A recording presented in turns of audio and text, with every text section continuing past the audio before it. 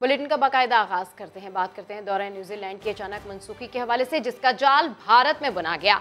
New Zealand को जाली ID के जरिए धमकियों भरे पैगामात भारत से भेजे गए। वफाकी वज़ीर इत्तलात फवाद चौधरी ने हकायक दुनिया के सामने रख दिए। कहा, भारतीय अखबार में एहसानुल्लाह एहसान की जाली पोस्ट पर आर्टिकल लिखा गया। हमजा आफरीदी के नाम से एक ईमेल आईडी बनाई गई। वीपीएन की लोकेशन सिंगापुर की लगाई गई ताकि भारत की लोकेशन मालूम न हो सके। जो डिवाइस न्यूजीलैंड क्रिकेट टीम को थ्रेट देने के लिए इस्तेमाल हुई वो भारत की थी। ओम प्रकाश मिश्रा ने मुंबई से इस डिवाइस का इस्तेमाल किया। फवाद चौधरी के मुताबिक पाकिस्तान को हाइब्रिड और 5th जनरेशन वॉर का सामना है। न्यूजीलैंड की हुकूमत उस थ्रेट को हमारे साथ शेयर करे जो उन्हें मिली। ये पाकिस्तान ही नहीं, आलमी क्रिकेट के खिलाफ साजिश है। हिंदुस्तान से की गई वीपीएन लगा के, और जो वीपीएन की लोकेशन थी उसको चेंज किया गया टू सिंगापुर। न्यूजीलैंड टीम का दौरा मंसूख करने की साजिश भारत में रचाई गई। विफाकी वजीर इत्तलात फवाद चौधरी ने हकाइक दुनिया के सामने रख दिए। कहा, 19 अगस्त को फेसबुक पर एहसानुल्लाह एहसान के नाम से जाली पोस्ट की गई जिसमें न्यूजीलैंड टीम को धमकी दी गई।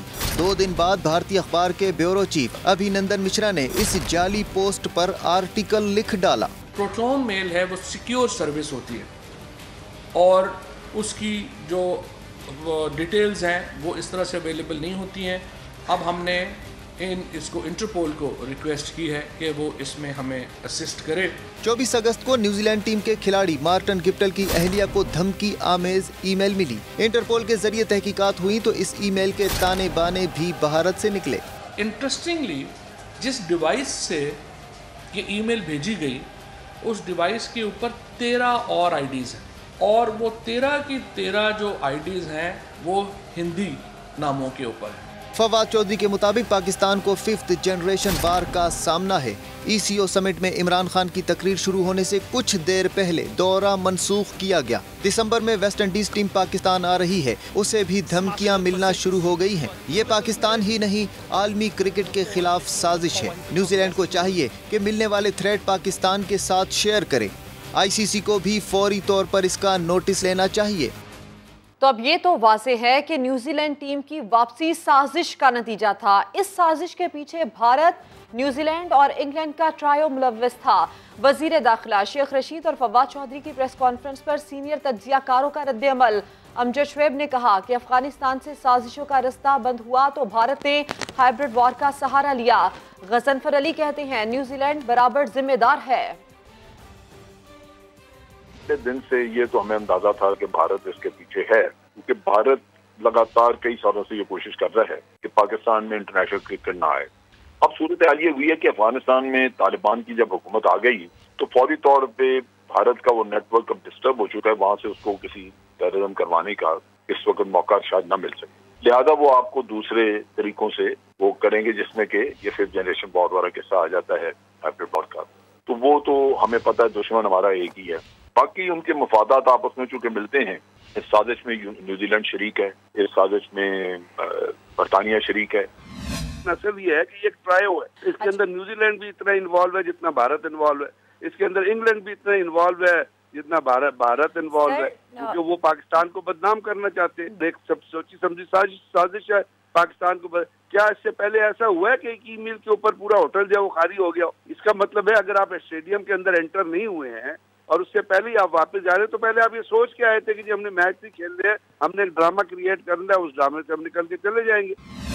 हमें न्यूजीलैंड और इंग्लैंड को सबसे पहले उनके साथ कांटेक्ट करना चाहिए और उनको बताना चाहिए कि आपने किस कदर ये बोधी और बुनियाद थी, किस कदर खोखली इंफॉर्मेशन थी जिसके ऊपर आपने सब कुछ किया, ताकि एक हमारा एतमाद बहाल हो कि वो ज़रा इसके ऊपर गौर व फिक्र करें। लेकिन दूसरी बात यह है कि हमें इस बात की कोई शिकायत नहीं करनी चाहिए कि दुश्मन जो है वो दुश्मनी निभा रहा है। उसको एक्सपोज जरूर करें, उसको बताएं दुनिया को कि ये देखें, और भारत के जो मीडिया है उनको भी बताएं, उनके लोगों को भी बताएं। लेकिन ये मामला रुक नहीं सकता जब तक कि आप ईंट का जवाब पत्थर से नहीं देंगे। वज़ीर ख़ारजा शाह महमूद कुरैशी कहते हैं, भारत पाकिस्तान में अदम इस्तेहकाम चाहता है। न्यूयॉर्क में मुख्तलिफ मुल्कों के वज़राए ख़ारजा से अहम मुलाकातों में शाह महमूद कुरैशी ने यह भी वाज़ेह कर दिया कि अफ़गान सरज़मीन दहशतगर्दी के लिए इस्तेमाल नहीं होनी चाहिए। आगे बढ़ते हैं। मुल्क का सबसे बड़ा सूबा पंजाब सियासत का असल मैदान जंग है। वज़ीर आज़म इमरान खान कहते हैं, करप्ट निज़ाम से फ़ायदा उठाने वाले इलेक्ट्रॉनिक वोटिंग मशीन को मुस्तरद कर रहे हैं। ये छोटा सा तबका शफाफ इंतखाबात की राह में रुकावट है। वजीर आजम का कहना था कि लोग ये नहीं देखेंगे कि उखाड़ पिछाड़ कितनी हुई, बल्कि वो नताइज देखेंगे। अगले 2 साल अहम हैं। वुज़रा अपने टारगेट सेट करें, कारकर्दगी का जायजा लें। पीटीआई आइंदा इंतखाबात तरक्कियाती फंड से नहीं बल्कि अपनी कारकर्दगी से जीतेगी।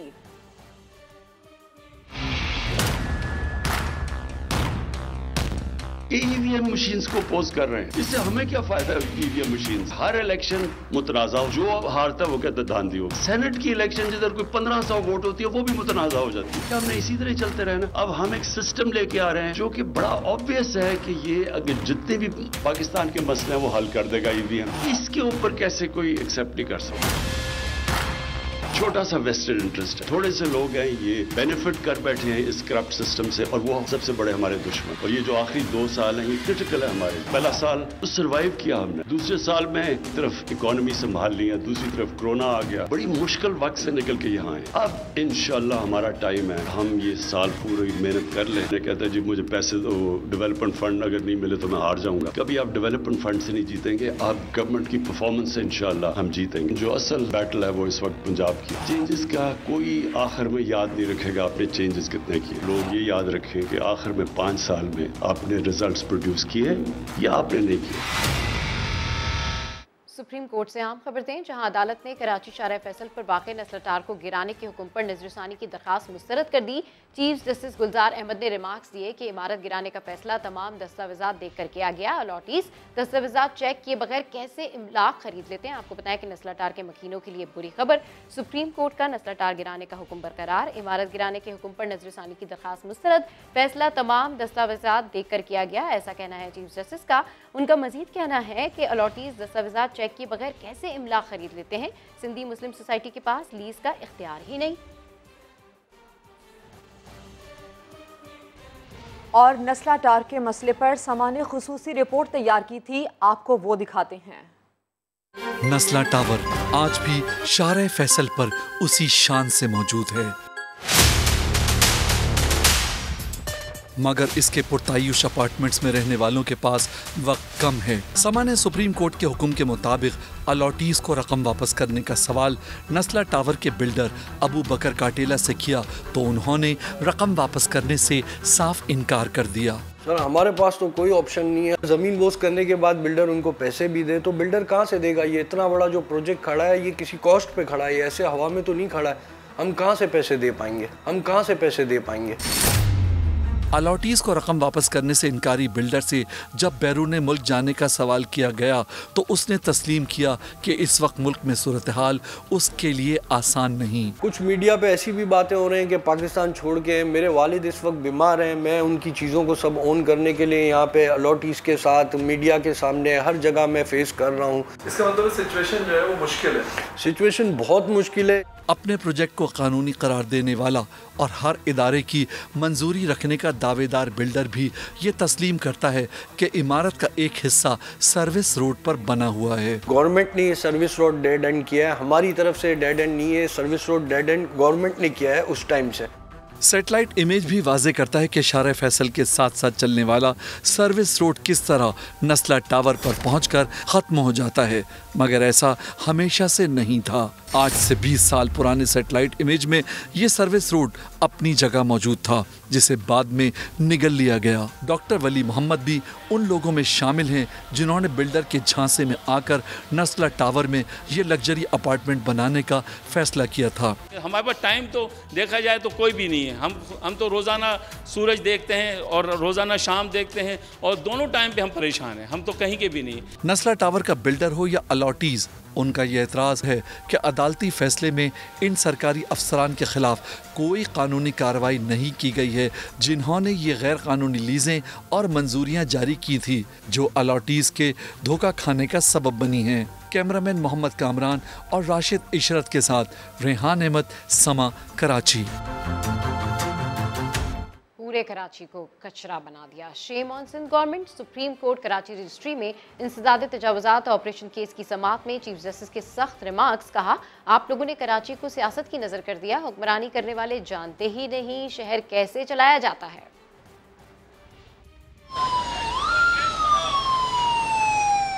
सुप्रीम कोर्ट कराची रजिस्ट्री में चीफ जस्टिस की सरबराही में 3 रुकनी बेंच ने इंसदाद तजावुज़ात से मुताल्लिक केस की समाअत की। चीफ जस्टिस ने कराची की हालत ज़ार पर एडवोकेट जनरल की सख्त सरजनिश करते हुए कहा कि शेम ऑन सिंध गवर्नमेंट, इस तरह से शहर चलाते हैं, हुक्मरानी करने वाले जानते ही नहीं शहर को कैसे चलाया जाता है। गटर उबल रहे हैं, थोड़ी सी बारिश में शहर डूब जाता है, सड़कें फुटपाथ तबाह हैं, गैर कानूनी इमारतें बन रही हैं। सिंध हुकूमत के पास खरबों रुपए का बजट है, कहते हैं पैसे नहीं, दुनिया भर से कर्ज लेते हैं, कहाँ जाता है पैसा। एडवोकेट जनरल ने अदालत में कहा कि अगर बहरिया फंड से रकम मिल जाए तो काम शुरू होगा। जस्टिस गुलजार अहमद ने कहा कि हर काम को बहरिया फंड से क्यों मशरूत करते हैं, आपके सारे काम हो रहे हैं, तनख्वाहें मराज जा रही हैं, मगर गरीबों का घर बनाने के लिए रकम नहीं। तमाम मुतासरीन को गवर्नर हाउस, वजीर आला हाउस और असेंबली इमारत में ठहराएं, वहाँ टेंट लगाएं और सबको बसाएं। यही करना पड़ेगा। अब पैसे नहीं तो जाएं मांगे किसी से, और भी कामों के लिए मांगते हैं ना, IMF और वर्ल्ड बैंक जाते हैं ना। गुज्जर और औरंगी नाला मुतासरीन की बहाली सिंध हुकूमत की जिम्मेदारी है। चीफ जस्टिस ने वजीर आला सिंध को मुतासरीन की बहाली का हुक्म देते हुए 1 साल की मोहलत दे दी। अदालत ने 2 हफ्ते में रिपोर्ट पेश करने का हुक्म भी दिया। सिंध हुकूमत के बारे में चीफ जस्टिस ने जो कहा दुरुस्त कहा, हम उन्हें सलाम पेश करते हैं। PTI रहनुमा हलीम आदिल शेख का चीफ जस्टिस के रिमार्क्स पर रद्द-ए-अमल, कहा शहर कायद से 90% टैक्स जमा करने वाली सूबाई हुकूमत 10 अरब रुपए खर्च नहीं कर सकती। ये सिर्फ शेम ऑन का मामला नहीं है, माल बनाने का गेम भी ऑन है। हम सलाम पेश करना चाहते हैं चीफ जस्टिस ऑफ पाकिस्तान को। किसी ने तो बताया कि सिंध गवर्नमेंट क्या करे, हम तो कहते रहते थे 8,900 अरब पिछले 13 साल में आए हैं। 8.9 ट्रिलियन रुपीस सिंध गवर्नमेंट का बजट था। इस दफा 1400 अरब का बजट है। कराची से 90% टैक्स जनरेट करते हैं सिंध का, और कराची पे लगाने के लिए 10 अरब नहीं है। Shame on Sindh government. मैं सेकंड करता हूँ कि कराची शहर जो पूरे पाकिस्तान को पालता है, पूरे सूबे को पालता है, आज जब उनके घरों के सामने कचरा पड़ा है, गटर उबल रहे हैं, शहर को कचरा कुंडी बना दिया गया, गटर में कल एक बच्चा 4 साल बच्चा डूब के मर गया है। यहाँ लेकिन करप्शन हो रही है, यहाँ गेम ऑन है, देशों की गेम ऑन है, मज़ारे कावा बाबा काट के घर को कब्जा करने की गेम ऑन है। मैं कहना चाहता हूँ इन्हें आज भी माल खपे। नूर मुकद्दम कत्ल केस में मरकजी मुलजिम के वालिदैन की दरखास्त जमानत पर समाअत के दौरान इस्लामाबाद हाई कोर्ट सरकारी वकील के मौक़िफ़ पर बरहम हो गई। जस्टिस आमिर फारूक ने रिमार्क्स दिए कि चालान एडिशनल सेशन जज के पास फाइल हुआ तो मामला डिवीजन बेंच में कैसे जाएगा। इस हवाले से रिपोर्ट कर रहे हैं सुहेल रशीद। नूर मुकद्दम कत्ल केस में इस्लामाबाद हाई कोर्ट ने सरकारी वकील को झाड़ पिला दी। जाकिर जाफर और असमत जाफर की दरखास्त जमानत सिंगल बेंच में सुने जाने की मुखालफत पर सरजनश। जस्टिस आमिर फारूक ने रिमार्क्स दिए कि जब चालान फाइल एडिशनल सेशन जज के पास हुआ तो मामला डिवीजन बेंच में कैसे जाएगा। जिस अदालत में चालान पेश किया गया वो कोई स्पेशल कोर्ट तो नहीं, फिर किस कानून के तहत जमानत केस सिंगल बेंच के बजाय डिवीजन बेंच में जाए।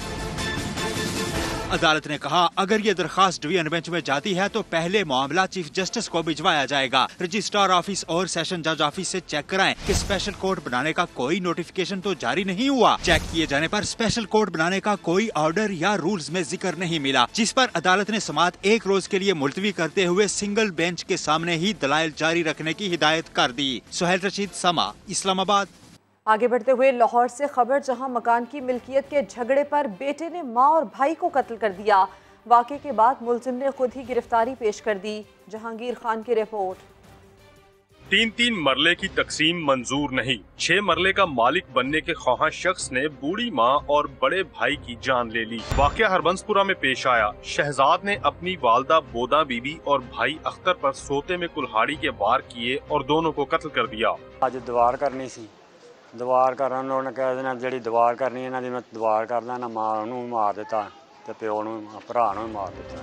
वारदात के बाद मुलजिम थाने गया और पुलिस के सामने दोहरे कत्ल का एतराफ कर दिया। 3:15 बजे थाने गया, थाने से जाके बोला कि मैं कत्ल कर रहा हूँ। उन्होंने समझा कि नशे वगैरह वैसे झूठ बोल रहा है। वो आए हैं मुलाजिम इसके साथ, आके देखा तो कत्ल किया हुआ था। मकतूलीन की मैयतें मुर्दा खाना मुंतकिल किए जाने की बजाय पुलिस की रवायती सख्त मोहरी की वजह से 5 घंटे तक थाने के बाहर पड़ी रहीं। कैमरामैन इशफाक अब्बासी के साथ जहांगीर खान, समा, लाहौर। सुप्रीम कोर्ट ने नैब के दायरा अख्तियार पर B4U कंपनी के मालिक सैफुर रहमान न्याजी का एतराज़ मुस्तरद कर दिया। फ्रॉड केस में मुलजिम की अबूरी जमानत खारिज कर दी गई। अदालत के बाहर से गिरफ्तार कर लिया गया। दौरान समाअत अदालत ने पूछा, मुलजिम सैफुर रहमान टैक्स कितना अदा करता है? नैब प्रोसिक्यूटर ने बताया, टैक्स गोशवारों के मुताबिक सैफुर रहमान न्याजी तनख्वाहदार मुलाजिम है। मुलजिम के वकील लतीफ़ खोसा ने मौक़िफ़ इख्तियार किया कि सैफुर रहमान न्याजी के केस पर कंपनीज एक्ट का इतलाक होता है, जिस पर जस्टिस मंसूर अली शाह ने रिमार्क्स दिए कि गैर रजिस्टर्ड कंपनीज पर कंपनीज एक्ट कैसे लागू हो सकता है। मुलजिम की जमानत खारिज होने पर लतीफ़ खोसा ने कहा, मुलजिम अरबपति है, खुद सरेंडर करने का मौका दिया जाए, जिस पर जस्टिस उमर अता बंदियाल ने अहाते अदालत में गिरफ्तारी से रोक दिया। अदालत ने अबूरी जमानत खारिज की तो नैब ने मुलजिम को अदालत के बाहर से गिरफ्तार कर लिया।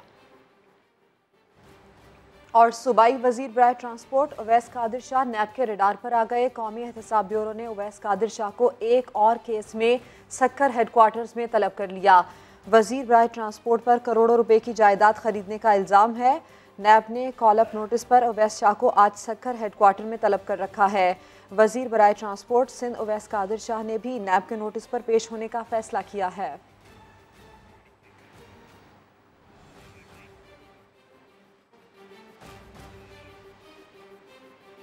कोरोना से मजीद 47 अफराद इंतकाल कर गए। 2333 नए केसेस रिपोर्ट। मुल्क में वैक्सीनेशन भी जारी। गुज़िश्ता रोज़ 6,83,000 अफराद ने वैक्सीन लगवाई। साइनोफार्म और साइनोवैक्स वैक्सीन की नई खेप भी पाकिस्तान पहुंच गई। इस्लामाबाद से रिपोर्ट कर रही हैं अरहम खान। मुल्क में कोरोना केसेस की कमी, लेकिन अमवात अभी जारी। 24 घंटे में मजीद 47 मरीज कोरोना से लड़ते हुए जिंदगी की बाजी हार गए। मजमूई अमवात की तादाद 27,374 हो गई। गुज़िश्ता रोज 2,333 शहरियों में वायरस की तस्दीक हुई। मुस्बत केसेस की शरह 4.56% रिकॉर्ड की गई। वबा का जोर तोड़ने के लिए वैक्सीनेशन मुहिम भी जारी। गुज़िश्ता रोज 6,83,000 अफराद को डोज लगाई गई। 3,99,859 अफराद को पहली, जबकि 2,82,669 अफराद को दूसरी खुराकें लगाई गयी। अब तक 7,55,00,000 वैक्सीन की खुराकें लगाई जा चुकी हैं। दूसरी तरफ कोरोना वैक्सीन की मजीद 1 करोड़ डोजेस पाकिस्तान पहुंच गयी। खरीदी गई वैक्सीन में साइनोवैक की 30 लाख और साइनोफार्म की 70 लाख खुराकें शामिल हैं। NDMA ने वैक्सीन वजारत सेहत के हवाले कर दी। MKM पाकिस्तान के रहनुमा फैसल सब्जवारी इस वक्त प्रेस कॉन्फ्रेंस कर रहे हैं। पिछले हफ्ते की खबर है, assistant advocate general, additional advocate general सूबाए सिंध के तैनात किए हैं सिंध हुकूमत ने बैक जुम्बिश कलम। उसमें आप देख लीजिए कितने दीगर ज़बानें बोलने वाले हैं। तो नौकरियों से महरूम किया जाना, वसाइल को सरकारी सतह के ऊपर लूटना, सोशल सेक्टर में कोई इन्वेस्टमेंट नहीं करना, इंफ्रास्ट्रक्चर में नहीं करना, ये सिंध हुकूमत के लिए एक रूटीन मैटर है। और वो उनको कोई फ़र्क नहीं पड़ता किसी कोर्ट के किसी रिमार्क्स से। वो मौजूद हैं, उनकी हर जगह पर इन्वेस्टमेंट्स हैं। वो जाके जनाब 2 टॉक शो अपनी मर्जी के करवा लेंगे। 2 सहाफ़ी भाई हमारे कहते हैं कि नहीं फ़लाँ शोबे में बहुत अच्छा काम हुआ है, गंबट में बहुत अच्छा काम, बहुत अच्छा काम होगा गंबट में। सिंध हुकूमत है, गंबट की हुकूमत नहीं है। सूबे सिंध के सेहत का बजट खरबों रुपए का है 13 साल से।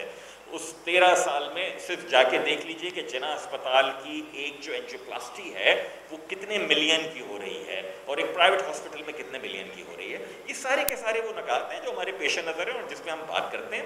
प्रेस कॉन्फ्रेंस में यही लबो लहजा इख्तियार करना चाहिए जो मैंने किया। ठीक है।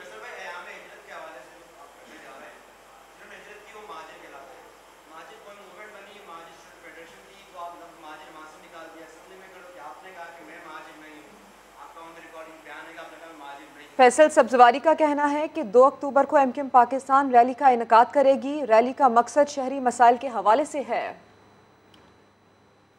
लाहौर में डेंगू फैलाव में हुक्काम की मजीद गफलत का इंकशाफ हुआ है। वायरस के फैलने से मुतालिक रिपोर्ट साबिक चीफ सेक्रेटरी और साबिक सेक्रेटरी सेहत को पहले ही पेश कर दी गई थी, मगर हिकमत अमली तैयार ना की गई। दानियाल उमर की रिपोर्ट।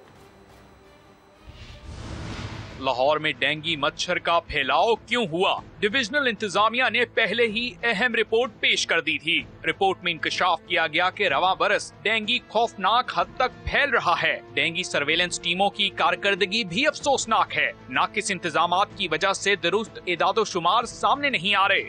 रिपोर्ट में मजीद बताया गया कि लाहौर के हर 206 में से एक घर में डेंगू लार्वा है। रवां साल के 7 माह में 1,60,000 से ज्यादा मुकामात पर डेंगू लार्वा पाया गया। लाहौर के सरकारी और निजी अस्पताल अस्पताल मरीजों का डाटा भी शेयर नहीं करते। निजी लैब्स भी डेंगू बुखार के शिकार मरीजों से मुतल्लिक आगाह नहीं कर रही। रिपोर्ट के मुताबिक साबिक चीफ सेक्रेटरी पंजाब और सेक्रेटरी सेहत को मामले की संगीनी का पहले ही इल्म था। लाहौर में गुज़श्ता 24 घंटे के दौरान डेंगू के मजीद 126 मरीज सामने आए हैं। 19 तशवीशनाक मरीज शहर के अस्पतालों में ज़ेरे इलाज हैं। दानियाल उमर, समा, लाहौर। Welcome back. हुकूमत का कमजोर तबके को फूड आइटम्स पर सब्सिडी देने का ऐलान। वजीर खजाना शौकत तरीन का कहना है चीनी, घी, आटा और दालों पर सब्सिडी दी जाएगी। रवा माह के इख्तिताम तक कामयाब पाकिस्तान प्रोग्राम का आगाज हो जाएगा। हम लोगों की आमदन में इजाफा और मिडल मैन के किरदार को खत्म कर रहे हैं। के ऊपर हमने 1950 पे लेके चले गए।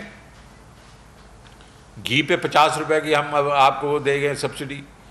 चीनी के ऊपर हमने कल नोटिफाई कर दिए हैं 89 रुपीज़ 75 पैसे पर किलो होगी, या तकरीबन मतलब 90 समझे। और उस पर जो हमें कॉस्ट आ रही है, क्योंकि हम इनको इंपोर्ट भी कर रहे हैं, वो हुकूमत खुद उठाएगी, वो सब्सिडी उठाएगी। तो आपको 90 रुपए पे चीनी मिलेगी। फिर हमने कार्टलाइजेशन हो रही है। हमें मालूम है कि ये मुर्गियों में उधर कार्टलाइजेशन सीमेंट में हुई है वगैरह, उसको सीमेंट वगैरह को तो आप छोड़ दें, लेकिन हम खाने पीने की चीज़ों पे घी पे कार्टलाइजेशन पता चला है। तो हम कंपटीशन कमीशन को कहा है, हमने कहा इस पर इनके अगेंस्ट एक्शन लें।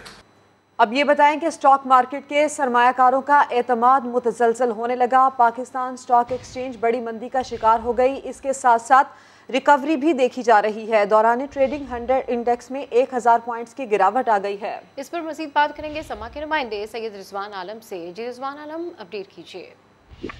जी सबा, सुबह से मंदी का शिकार थी मार्केट और दौरान ट्रेडिंग 1200 पॉइंट्स की हमने गिरावट भी देखी। म्यूचुअल फंड्स की कहा जा रहा है कि माल काफी बेचा गया, लेकिन इसके बाद हमने देखा कि मार्केट में साथ साथ रिकवरी भी आई। खासतौर से कारोबार के इख्तिताम के आखिरी 1 घंटे में काफी रिकवरी आई। 800 पॉइंट मार्केट रिकवर कर गई और कारोबार अब इख्तिताम हो चुका है। मैं इस वक्त स्टॉक एक्सचेंज में मौजूद हूँ। 138 पॉइंट्स की मंदी के बाद 100 इंडेक्स 45,670 पॉइंट्स की सतह पर बंद हुआ है।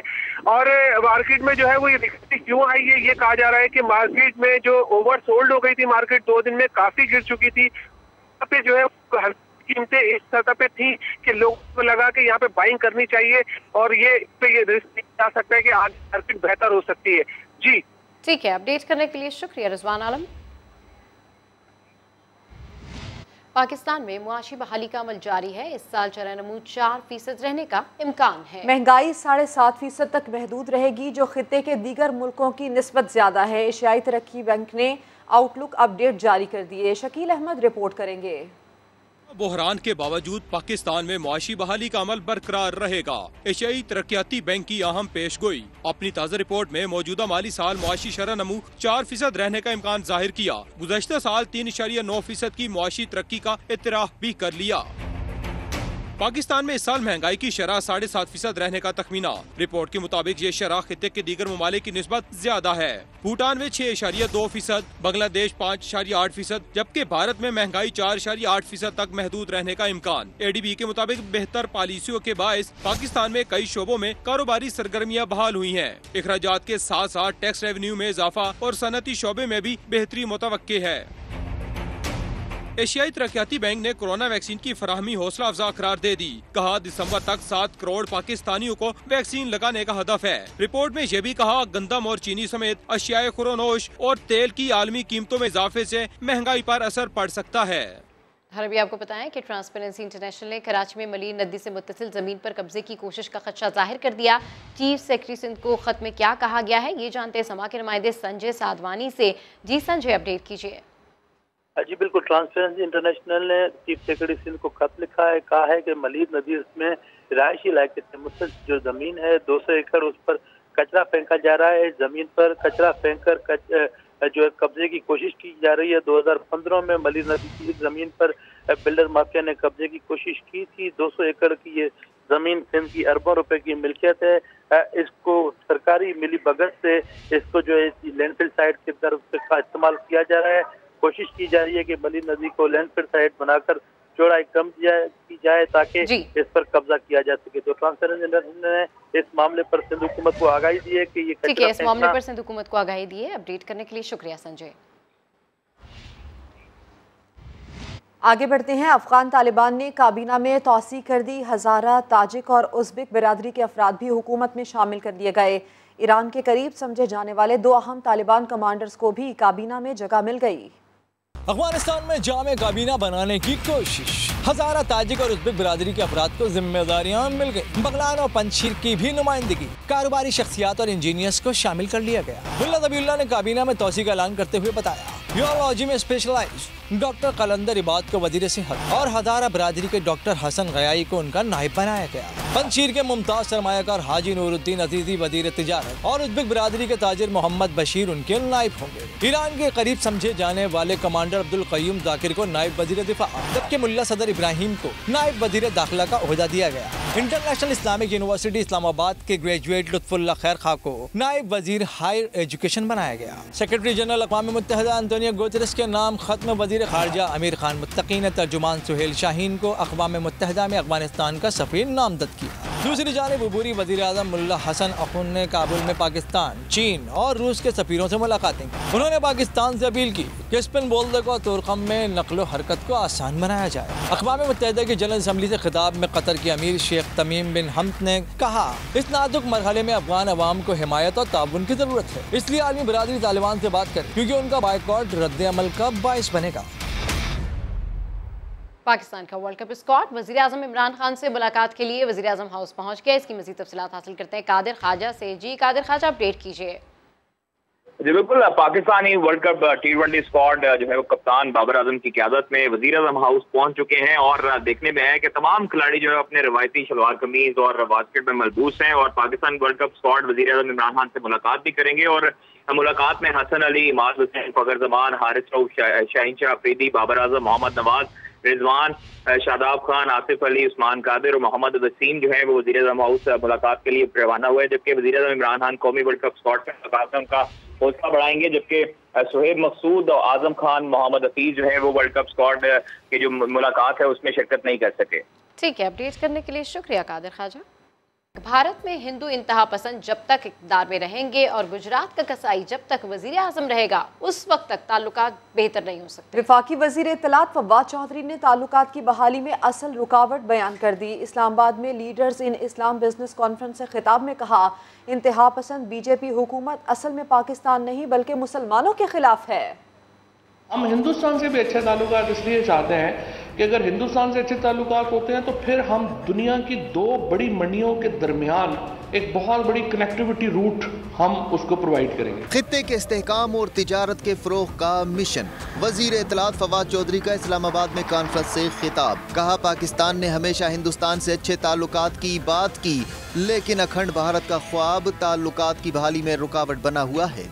हिंदुस्तान से अच्छे ताल्लुकात की राह में रुकावट है जो इस वक्त की रूलिंग जनता है वहाँ पे, जो इस बुनियाद के ऊपर वोट लेके आती है कि हम मुसलमानों को ख़त्म करेंगे, और वो पाकिस्तान के खिलाफ ही नहीं है, वो मुसलमानों के खिलाफ है। फवाद चौधरी का कहना था, हिंदू इंतहा पसंद मकबूजा कश्मीर ही नहीं भारतीय मुसलमानों के वजूद के लिए भी बड़ा खतरा बन गए हैं। चाहे वो मकबूजा कश्मीर में मामलात हों, गुजरात में जो राइज ऑफ पावर है नरेंद्र मोदी की, वो बुनियादी तौर के ऊपर है ही as a butcher of Gujarat. मुसलमानों के कत्लेआम के ऊपर, उनकी लाशों के ऊपर पावर रख के उसने अपना कद बड़ा किया है। वफाकी वजीर इत्तलात ने उम्मीद जाहिर की कि अगर हिंदुस्तान में मॉडरेट लीडरशिप उभरी तो पाक भारत ताल्लुकात में बेहतरी आ सकती है।